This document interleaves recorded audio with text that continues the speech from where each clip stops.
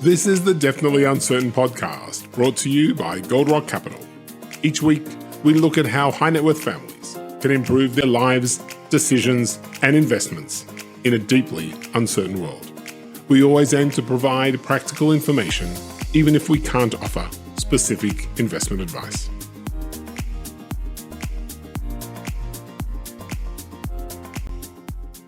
Welcome to Definitely Uncertain, the Gold Rock podcast. It's a special pleasure and privilege to have with us today Tom Easton.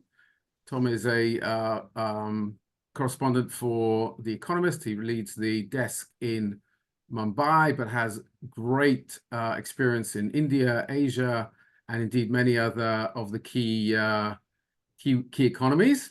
And Tom and I actually met last year, almost exactly a year ago, in Mumbai when I was visiting India. And really it was the first proper introduction to India for me. And it actually has led us to think quite seriously about investing in India and how one might do that. And the opportunity came up. Tom is in Israel, and maybe we'll hear a little bit about Tom's experiences here as well, if that's interesting. And so we thought it'd be a good idea to catch up. So first of all, Tom, welcome to the podcast. Thank you for being with us. And how's it going in Israel? You've come obviously at a very unusual time. Thank you for being here. Maybe how's it going for you? You know, obviously this is a really hard time for Israel. On the other hand, this is a remarkable place, and it's easy to lose track of how remarkable. I've been in other countries when they've gone through significant stress, something like this, and they haven't always pulled together. I go back a year and the remarks that you shared with us in Mumbai, and I think anybody who was on the trip and met with you and some of the other business leaders and indeed some of the political leaders that we were together with got a very strong sense of momentum about India and its story. And I think in a way that you can't get from looking in from the outside, just a sort of glimpse of what India looks like from the inside looking outward. And I think that was a really important part of what we managed to get. You had talked about three pillars which were key for Indian growth and the continued growth of the economy. You talked about at the time, an incredible number of unicorns and the growth of the sort of innovative side of the economy. You put a small asterisk about that, which is, beware sometimes of some of those unicorns. You talked about financial repair, and we heard a lot about, much more up-to-date and modernizing of the bankruptcy process and the legal process around recycling business and capital into the industry. And something I really want to focus on, which is a stream of capital and indeed human capital from expat Indians who were returning to India to invest and do business. And I know you actually wrote something recently I would recommend to our viewers and listeners in The Spectator, also a little bit how that referenced the Jewish community and investing and doing business in India. And you said those were kind of three pillars that represented some significant change around India. We are a year on from that moment, and obviously some of the geopolitics is the same, some of it has changed. From the economic perspective and sort of the political economy of what we saw a year ago, where are we a sort of year on from that? So you've raised lots of topics. So let me just aggregate some of them. Before this began, you said the one comment that you recalled that I made is that India was moving from being a basket case to a bread basket. And that's because India was once a country of starvation. But it hasn't had a widespread famine since the 1970s. Now, modern political discourse also often likes to focus on colonialism, how horrible the Brits were, etc. But the fact is, India had famine after the Brits left. It was, it's hard at some point to blame other people for what was going wrong. It adopted a strategy of producing calories, and it was greatly assisted by the Green Revolution. And it has been a transformative process over a half a century. So if you read stories in India about agriculture, they almost always read the same way. They talk about too much rain or too little rain. They talk about farmer suicides. They talk about rotting crops. They talk about all sorts of, caps on exports, caps on imports, all the issues that negatively affect agriculture. And all those are real. So I don't want to dismiss them. But when I wrote that story, I said that India would have a record year of harvest. And it had had a record year of harvest before that. And it had a record year of harvest a year before that. And the new harvest has just been announced, the new year through the fiscal year, end of March. And it's been yet another year of records for Indian agriculture. So in a sense, Indian agriculture has been a spectacular success. Spectacular. You have food surpluses in India. You have the ability to export in India, which is something you just did not have before.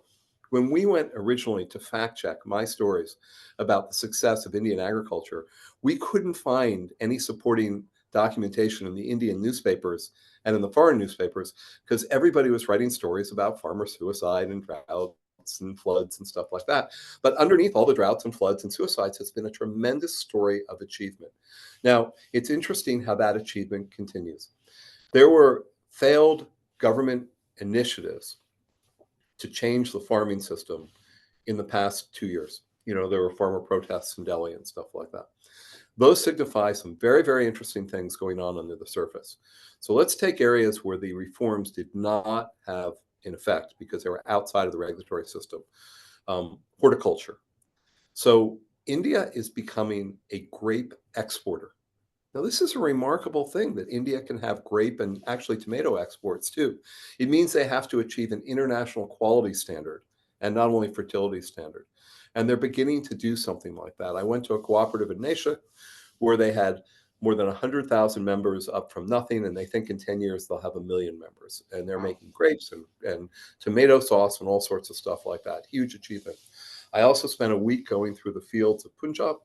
And, I was sick to my stomach most of the time. And it was interesting. They're effective fields, but every roadside stand, every sign on the roadside, rather than advertising movies or cars or real estate or any of the things that you generally see on signs along the roadside, they advertise some facet of emigration, because what people really wanted in Punjab is to get out of the country. So again, this is part of the duality of India, notwithstanding the tremendous success of agriculture, notwithstanding what's going on, it's still not giving them the lifestyle they want. Now, with the Punjabi farmers that protested, or the owners of these farms, they didn't want certain changes to the agricultural rules. One of the most interesting rules that was not changed as a result is the requirement to sell wheat through government mundis. These are government distribution centers. Now, these mundis have been very effective in routing huge amounts of wheat to the population and for probably the wheat surpluses as well. But, there's a downside to a lot of these things too. There's too much fertilizer used, there's too much insecticide, there's too much water. That actually applies probably more to the rice than it does to the wheat, but actually how farming is done. And there haven't been proper economic incentives. In fact, there have been subsidies for production, but not economic incentives to produce higher value-added stuff in the way in horticulture is evolving, in grapes and so forth. Right. So one of the interesting illegal industries that I ran across in India are farmers who are starting to produce high value-added crops. For instance, wheat with lower sugar content that's better for diabetics. Now, that is very hard to produce in India because the mundis, the government distribution centers, are not structured to buy higher quality wheat. They're structured to sell in bulk. So instead, the farmers who are producing it have to go around the government system. That is entirely illegal. So in a sense, they're crooked farmers. But I haven't heard of a single one being prosecuted. And they're not being prosecuted because the government actually wants higher value agriculture to be produced so it can be exported. So you see India, in some ways, if India is against you, there's always a law that they can pull out or a tax exam or a problem to stop you. But if India is on your side, or they think that you are operating on India's side, even if you're technically operating outside the law, you're probably going to do it effectively. And I spoke to many of the bakeries that were buying higher value added wheat. And the people around these bakeries were kind of anti-central government. The central government, they're awful. And I said, well, did you know you're buying kind of illegal wheat through your channels and it's making what you do effective and you're succeeding? And they went, really? I didn't know that. Because India works on so many different levels. But in this sense, it's developing distribution chains outside the legal system that on a kind of de facto, if not de jure way, are actually encouraged by the government. And that is part of India's success, that there are all these entrepreneurial, hardworking people searching to find a market that are now circumventing a lot of the impediments in the system.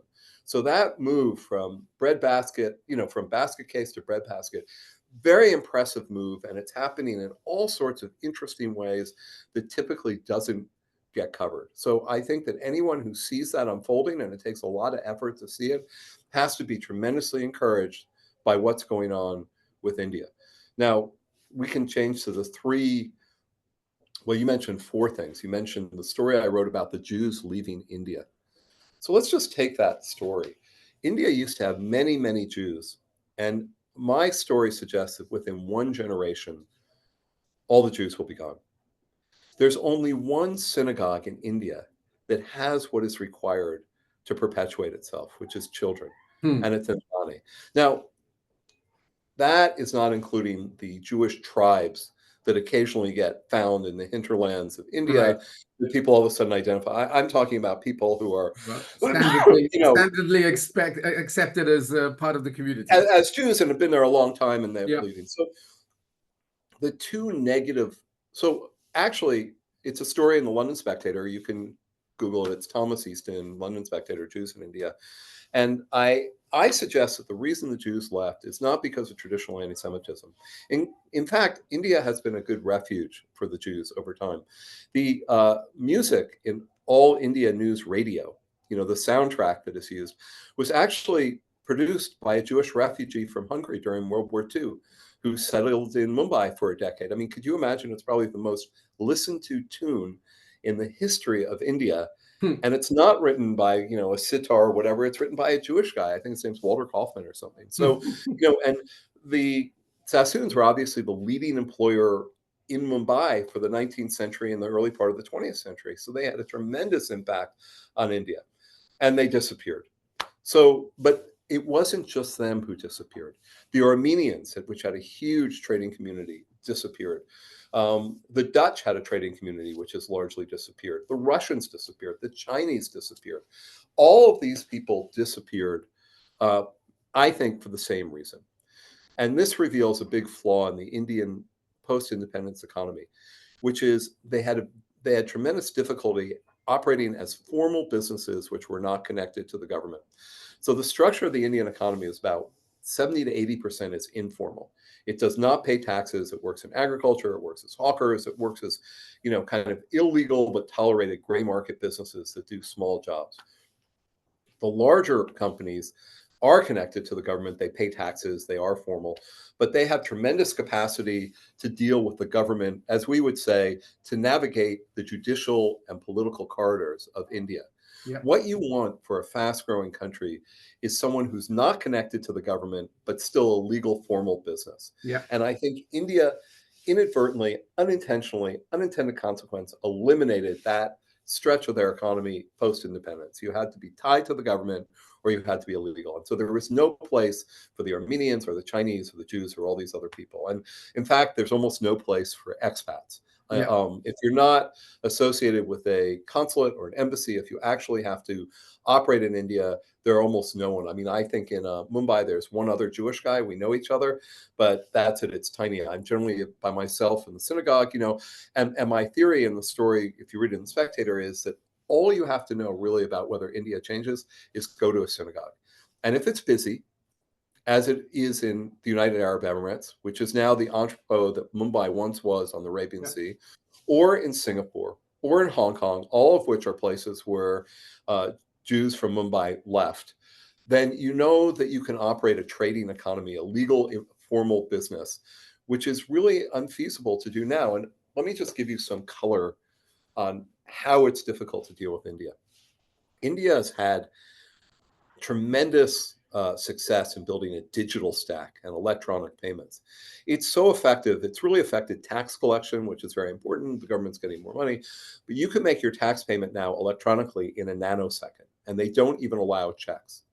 So I went to pay my Indian taxes, and it took me a week. I had to get someone from Ernst & Young to show up at the bank. I had to get another banker to show up at the bank because nobody wanted to hit the electronic button to send my tax payment in because they were terrified that it might end up in the wrong place, that they would be held responsible, and that you'd never be able to extract it from the government again once it was there.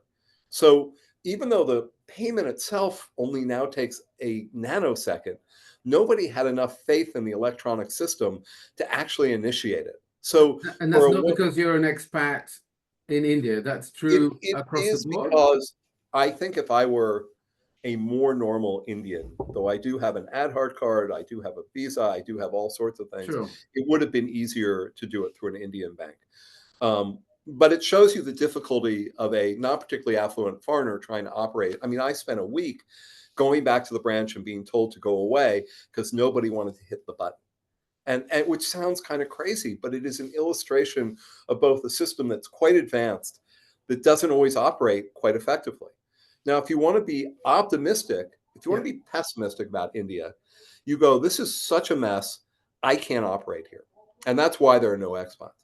If you want to be optimistic about India, you say this is low-hanging fruit. Yeah. They now have the electronic system in place.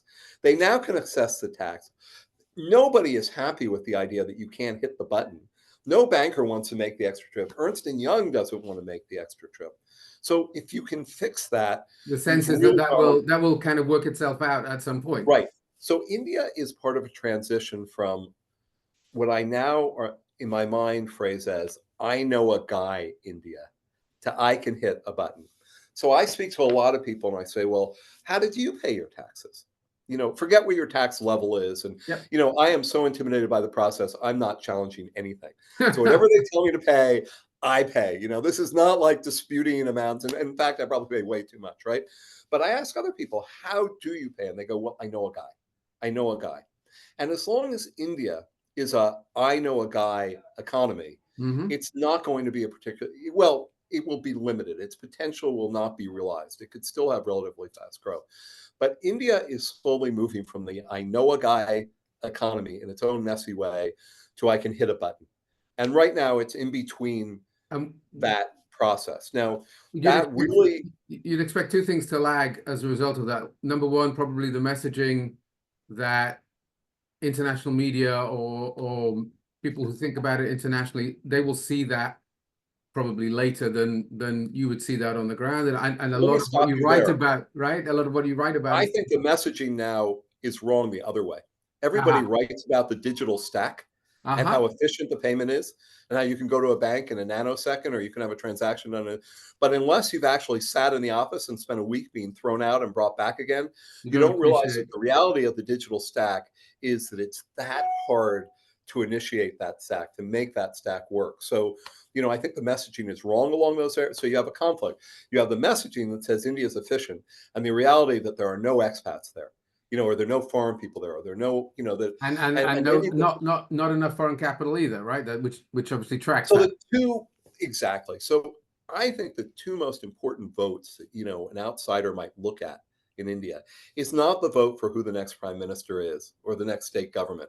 The two votes they might look at are emigration, which is the vote of people leaving. And the other vote is investment, not just from foreigners, but from local people. But in both cases, it's been low. So India right now has, I think, the highest return on equity in its companies of any country in the world.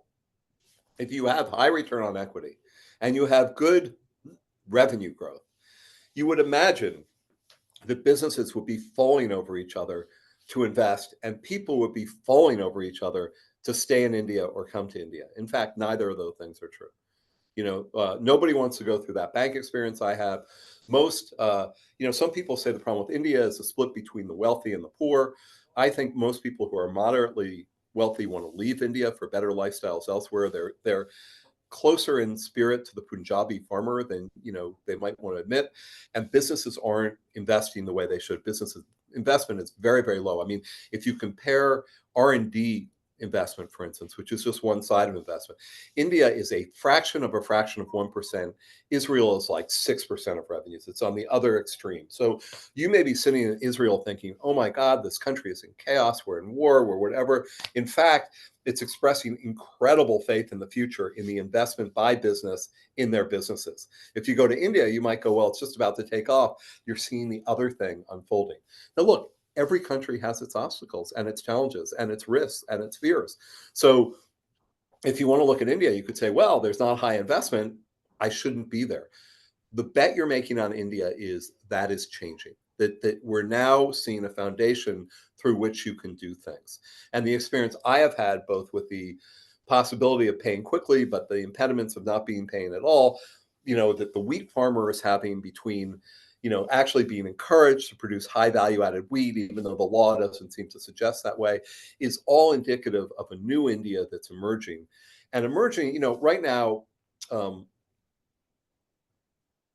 have tremendous suspicion about national accounts. So GDP growth, I don't really know if it's 6.5% or 7%, as they say. My colleagues in Delhi don't believe it. But let's just say India, based on the revenue growth of companies and the return on equity of companies, is having growth at a time, and actually historically, it's had higher periods of growth.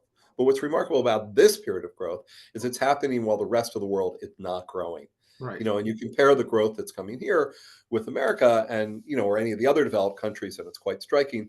And you compare the problems in India, people can fill a list with, in short order with all the problems in India. But again, they're addressable. What do you do about mostly peaceful protests when people are, or in New York or in retail stores in America where shoplifters go wild and they take everything and they're not being prosecuted? You can't operate a retailing store in that environment. And yet it's not clear that the prosecutors and city council members in Chicago and New York and San Francisco have any will to correct that very identifiable problem. So this isn't to criticize America. This is to say that America has a much steeper challenge because it can't identify the problem that it has to correct. And I would say the great thing about India is deep down inside, they know their problems. They know their problems. And so therefore there is some effort to address them. And it's an uncertain effort. If you look at infrastructure, which is a huge area of building, you see places where it's going up and you see places where it's not, where it's half at, the jobs are not completed and they're redone again and again. And you think, the road outside my house, people tell me has been under construction for 30 years. That's an example of the India that's incorrigible. But you see a new airport going up outside of Mumbai and it's going up very quickly. And that's an indication of a new India. It's obviously been a very big year for India on the international stage. They've been president of G20 and they hosted and all these other things.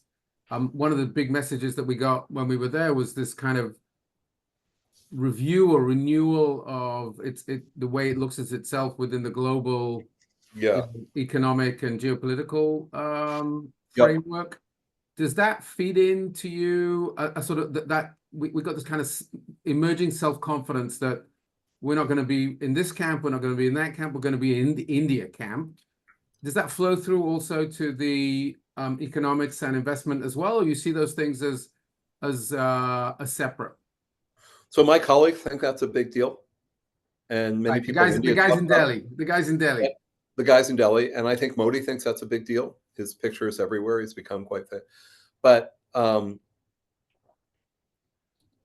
it may result in him being reelected, or his stature, or India's stature, and maybe there's some subtle benefits. Maybe he'll get a credit rating boost from that somehow. But to me, I tend to look at all that stuff as meaningless.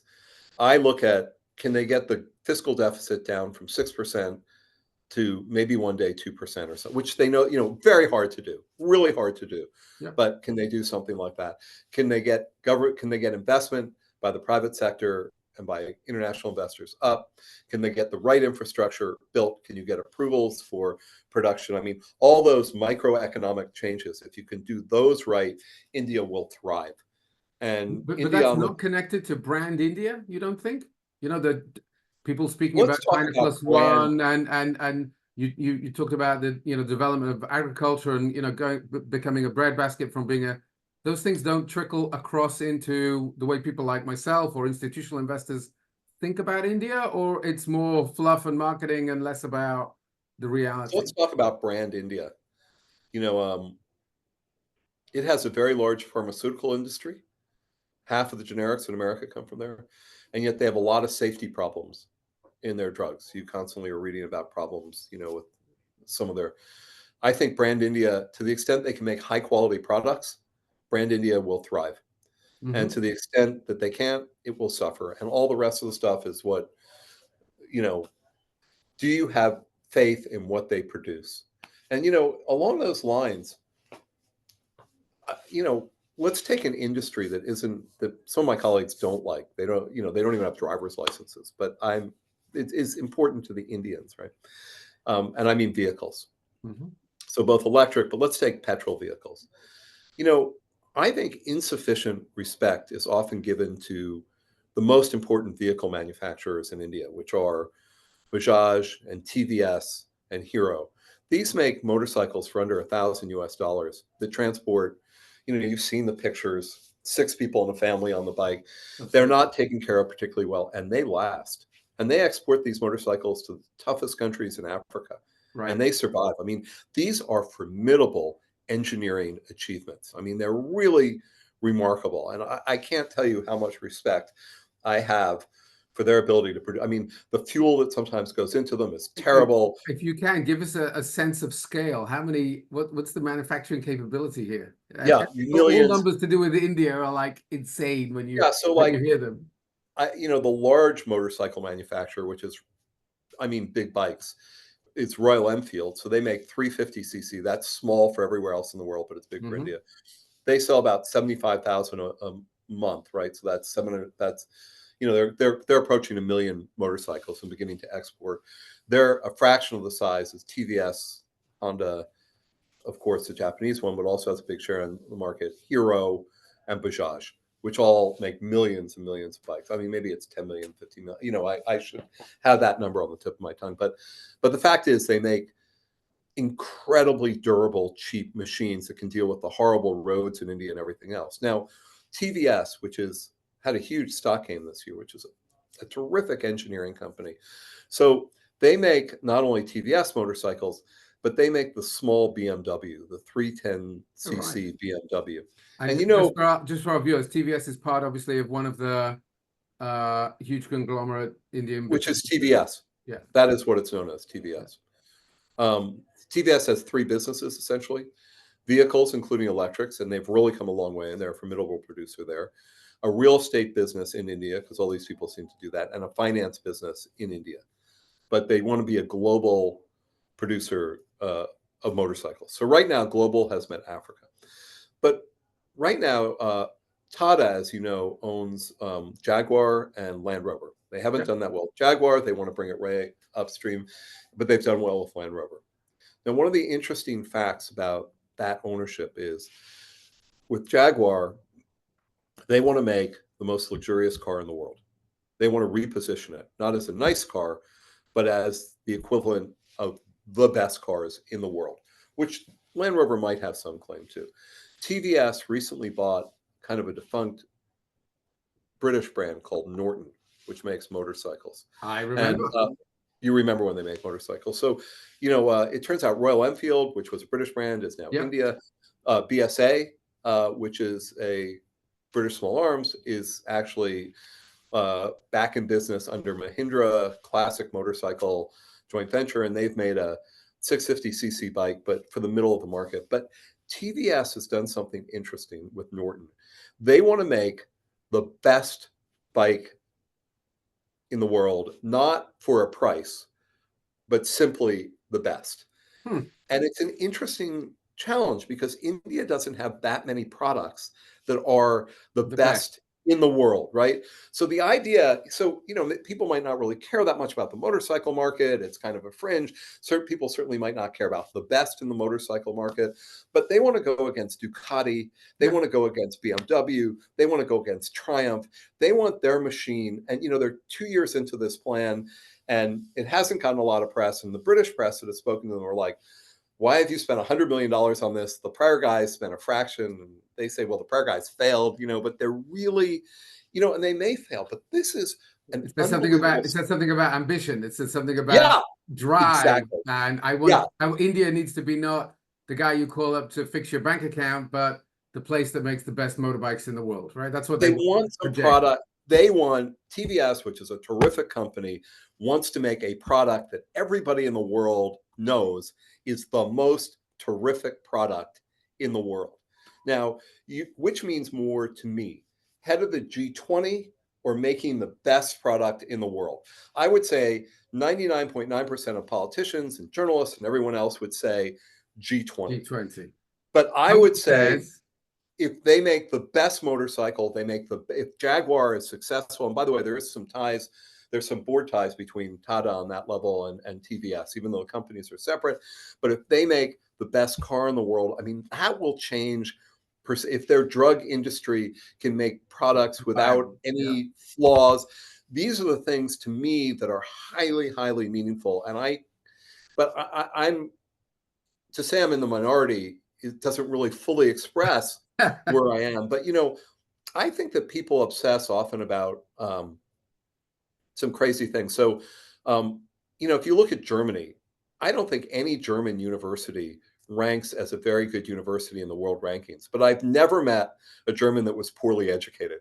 Clearly, it has produced remarkably educated people. And, their products are all esteemed as being the highest possible products in the world, right? And, as with the Japanese. So, in America, we're always boasting about our schools, but, what is it producing? But, people like me who can do nothing but type barely, whereas, Germany and Japan and maybe India are producing people who are really capable. So I think if, the capabilities of a country manifest themselves, it's more meaningful. And if you don't mind, I'd like to shift to education for 1 second on that. Please.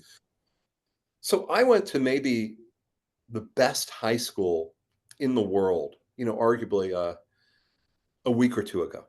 I went to the headquarters. Now, when you think, what is the best high school in the world? You think of a picture of cricket pitches or baseball fields or, Ivy League stuff or New England winter. Whatever it is, right? Wherever Boris Johnson went to school, that must be the best school in wherever the world. Boris, and he's a very smart man. But he's a very smart guy. If you went to the school I'm referring to, their headquarters in Andheri, you go up like a broken staircase. The ceilings are too low. The lights are flickering. The air conditioning doesn't really work. The seats are beyond stained, in these small claustrophobic offices that are probably illegally built. But what is the indication that this is a great high school? It has produced more toppers, as they say in India, than any school in Maharashtra in recent years. It's called PACE. And the price is 50,000 rupees a year for tuition. I forget what that is, but we should probably calculate that. I really should calculate that for you. And it's 600,000 rupees for the coaching component, which comes after school. And why is the coaching component so much more expensive? Actually, that's for 2 years, because they hire the best teachers they can find who cost more. Now, I doubt that you can name the best high school teachers in Israel. I certainly can't name the best high school teachers in America. And if you asked anyone, they probably recall someone who was inspiring to them in their life. But in India, people know the teachers that can help you pass your physics exam and your math exam. These people are quite famous. And the students who take these courses, a slacker will work 12 hours a day. A hard worker will work 18 hours a day. These are not nice places necessarily to attend. You might not want your children to attend there. You would not necessarily, probably prefer going to wherever Boris Johnson went. It's a beautiful place, clever people.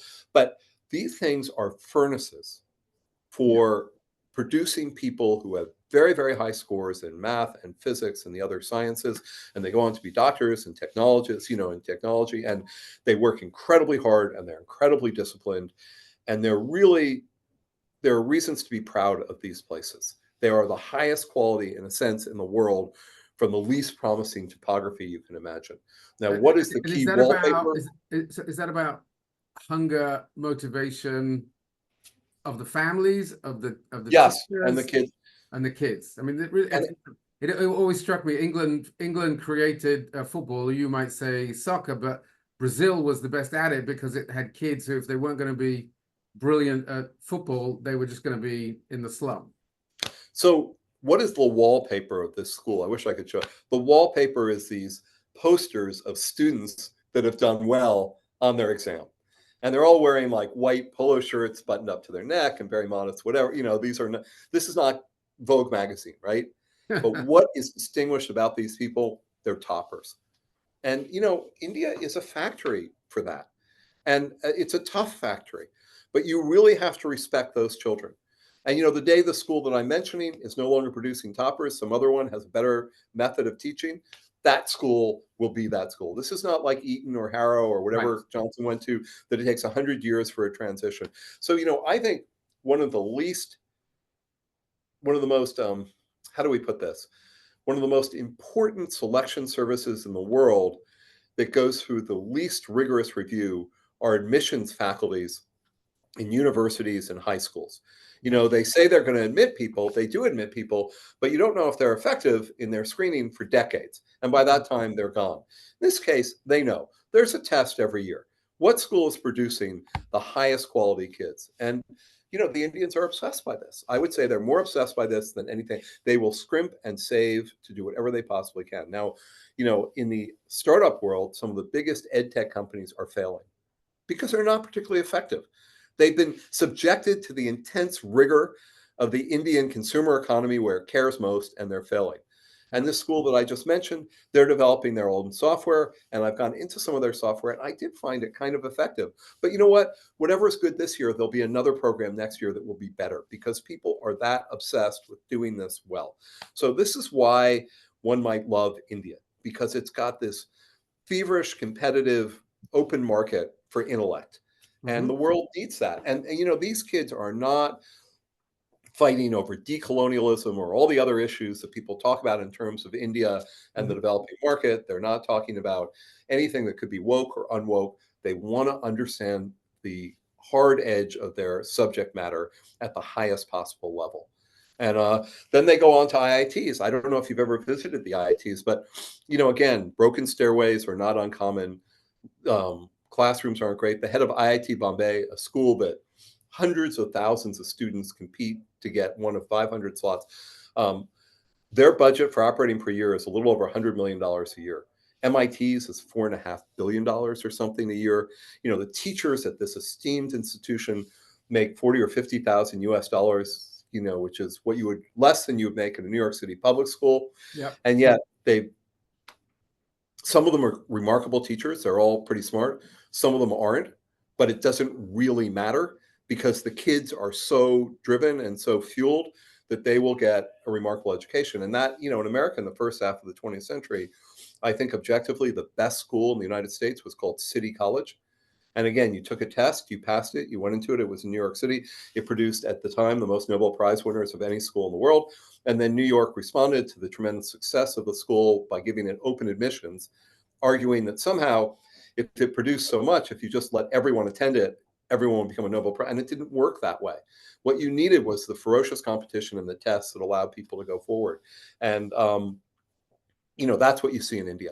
So if you want to be encouraged by India, you go to these terrible, this beat up building in the middle of nowhere, and there are other bit up, and they don't even want to talk to you because it's producing something that's remarkable. Or you go to TVS and you go to their factory, or you go to the farm where they're improving things. So, India is this incredible story filled with just rife with all sorts of flaws.